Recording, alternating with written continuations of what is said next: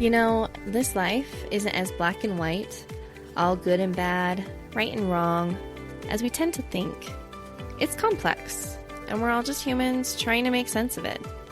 So, if you're wanting more unity and love in this world, and are ready to step into curiosity, then join me, Brynne Erickson, on Middle Ground. And if you're willing, please leave your biases and preconceived outcomes at the door. How are we, as the human family, going to live in peace with all of our opinions and thoughts, preferences that are all different as they're supposed to be? How can we be different and yet live in peace? That is the question I want answered.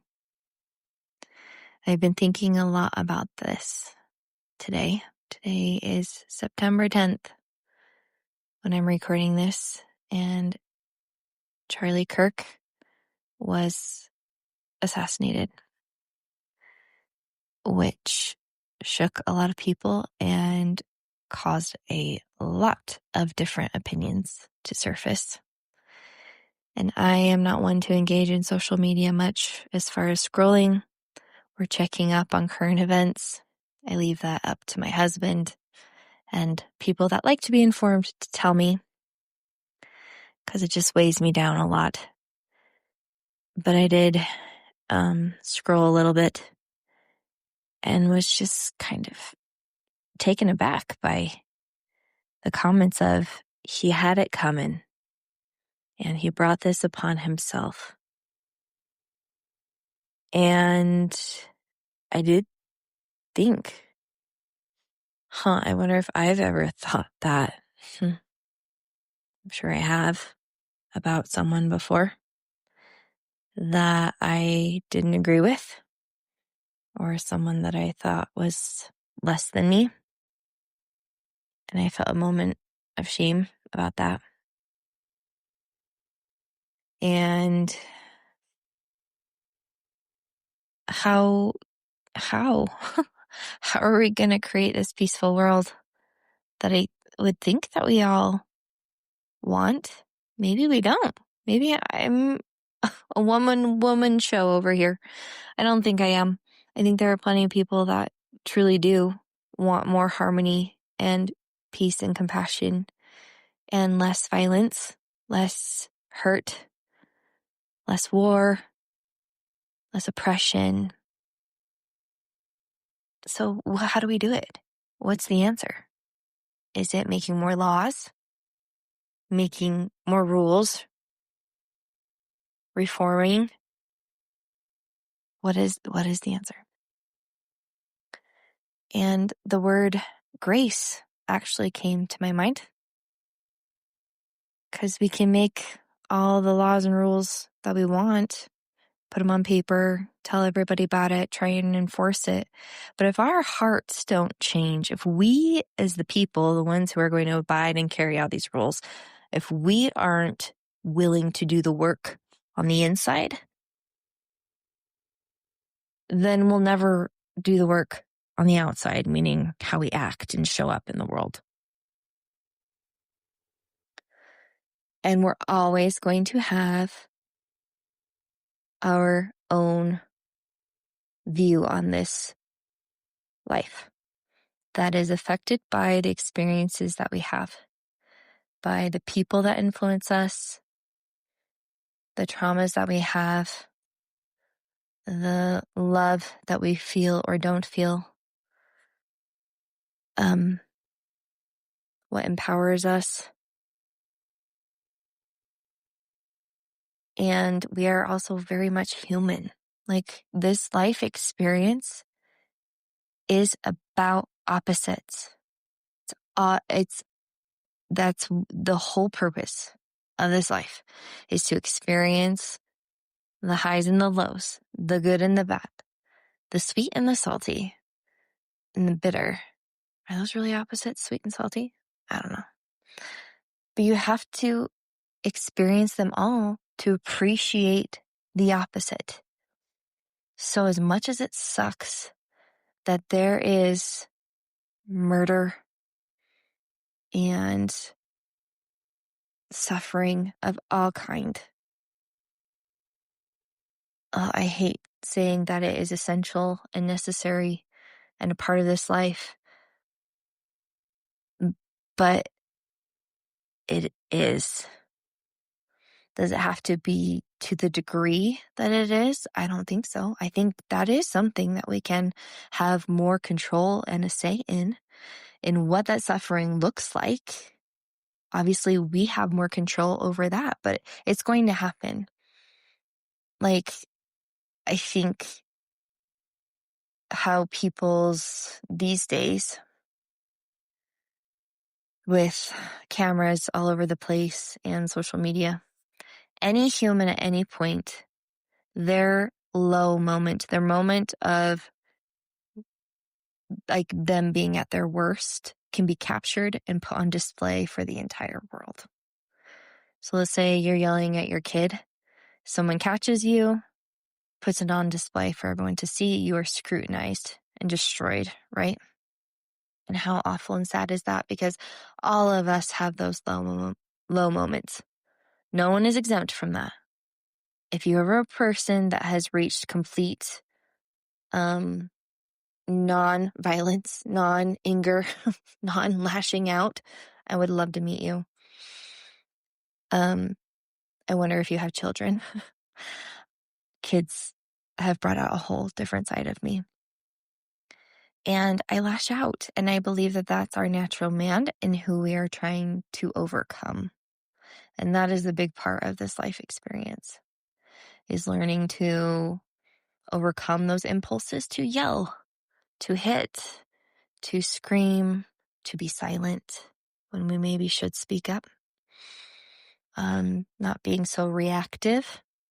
And even not reacting is a form of reactiveness, when actually doing something is the best or the better answer, but you don't. Does that make sense?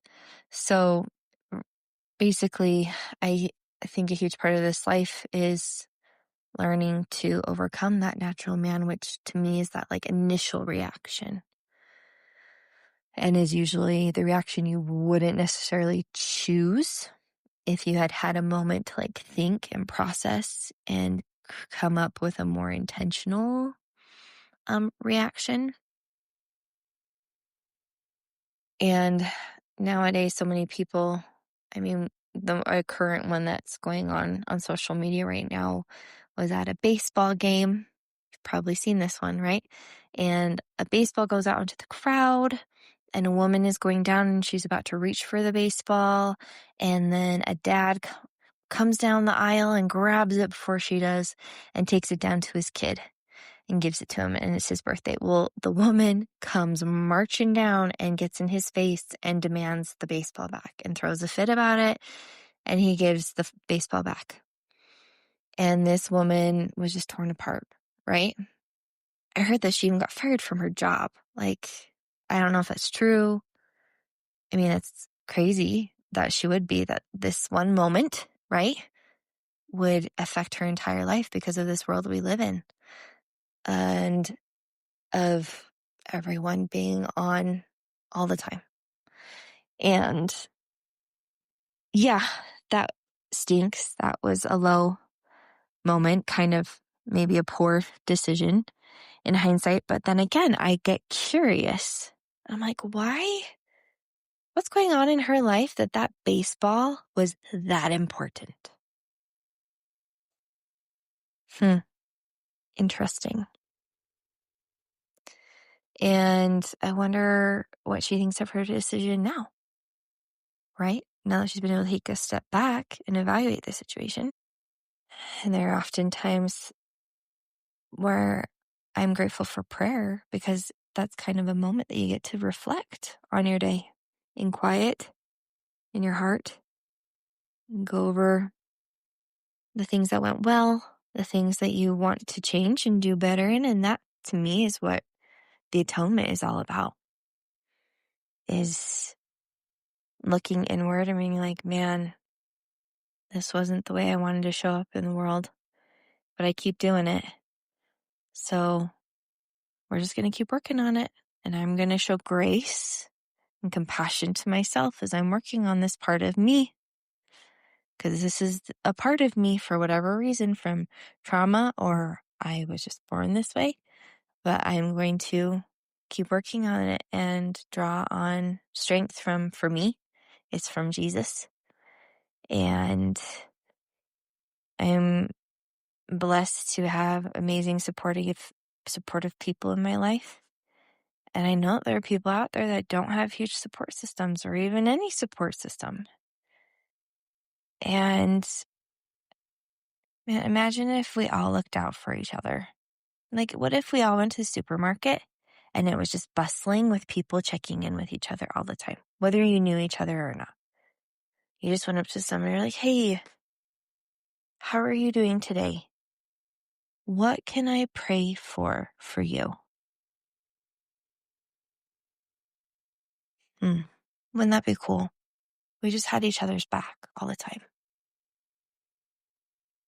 We're learning so much more about trauma and the toll that it takes on us.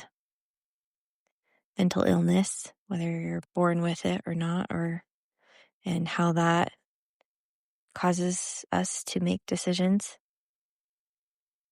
Again, you have to have the highs and the lows in this life. And maybe we will all live in peace at one point. Maybe after Jesus comes again, if you believe in that thing. But until then, what can we do now? Mourn with those who mourn. Comfort those who stand in need of comfort. Love your enemies. What is love to you? Think about that. How do I love someone I don't agree with? How do I love someone I cannot stand? How do I love someone that has hurt me, abused me, wrongfully used me? How do I do that? I don't know that there's one right answer, but I do believe with all my heart that it's possible, and that the atonement, forgiveness, love, I think they all run on the same frequency. They're all the means of setting us free from the hard things that hold us down. I read in a book, The Four Agreements, once. Highly recommend it. Changed my life. But it referred to sin as anything that keeps you from being your truest self, I believe. Your truest self, your highest self. It's not just a list of rules that apply to everyone. And I would say that there are typical things that make it hard to live in a higher energy and vibration, full of light. If you're out murdering people, right? You're out lying to everybody all the time. It makes it hard to show up authentically and being helpful to humankind, to each other, because we are collective. We're all in this life together, whether we like it or not. Every choice that you make affects someone else, which is crazy and amazing at the same time. So I think how we love each other can look different for each one of us, and that's the work to be done. And if we would spend time and energy with our brains trying to solve that, and less time and energy on finding ways to keep us separated, meaning my group of people is being hurt and belittled in this way versus your group of people. As we talk that way, that just keeps us more separated. If we're finding ways to judge each other, finding ways to keep us apart, we're just going to stay that way. But if we start putting our brain power and our heart energy into how can we come together? How can I see this person in a different way? This is how I see them right now, and that's not serving me anymore. And it's exhausting, and I'm tired of being angry, and I'm tired of feeling bad and inferior. I don't want to feel that way anymore. I don't want to think that anymore. I want to think whatever's more empowering to you. I want to think that we are all strong. I want to think that we are all loved. I want to think that we are all valued. And then start looking for proof and evidence of that and speak it and support it.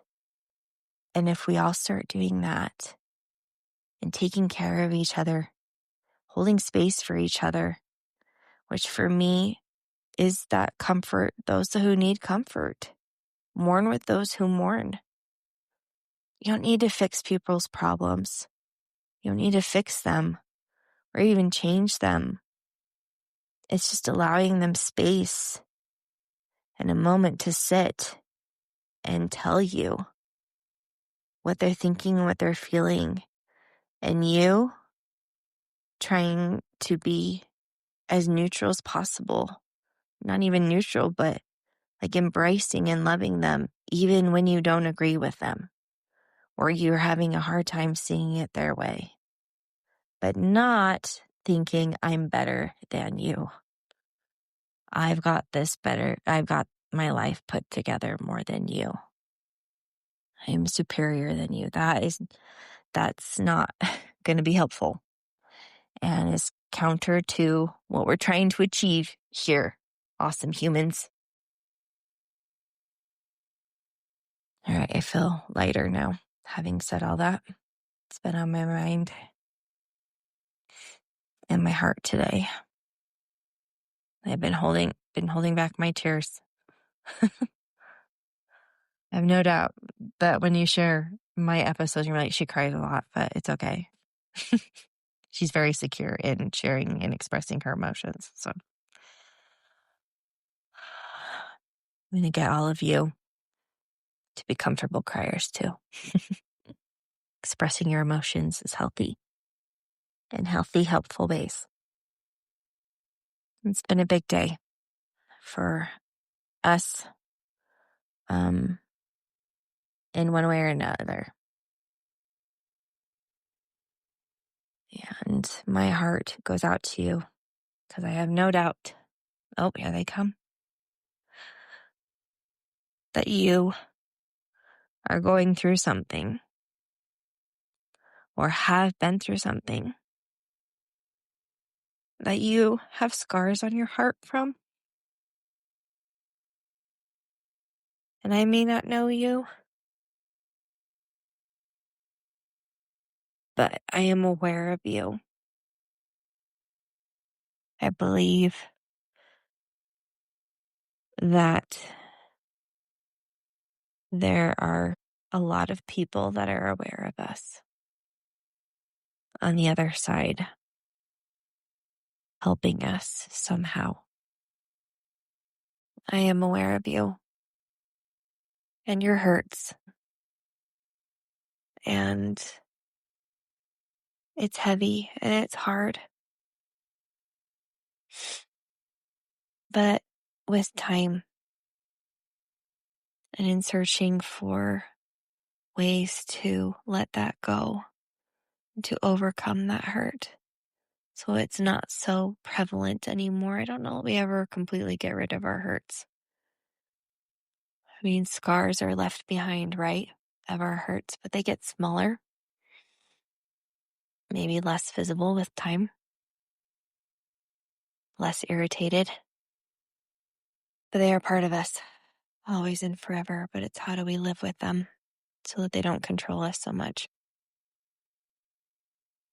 This life is a crazy experience, and the more that we can help each other through it with love and grace and compassion and curiosity, I think we'll be making steps in the right direction more peace. Will it ever be complete world peace? I don't know. But I think we can make more of it. So, we got this. Cheering you on. Before you go, if this episode resonated with you, or perhaps someone came to mind that you could share it with, if you wouldn't mind sharing, that would be amazing. Or you can leave a review or follow the Middle Ground podcast. All of these things will help the algorithm, because that is a real thing, allow people to find my podcasting community so much easier, and is essential for the growth of this podcast, and I would appreciate it so much. So remember, stay curious, spread love, and I hope you have an amazing day, evening, wherever you are, whatever you are doing.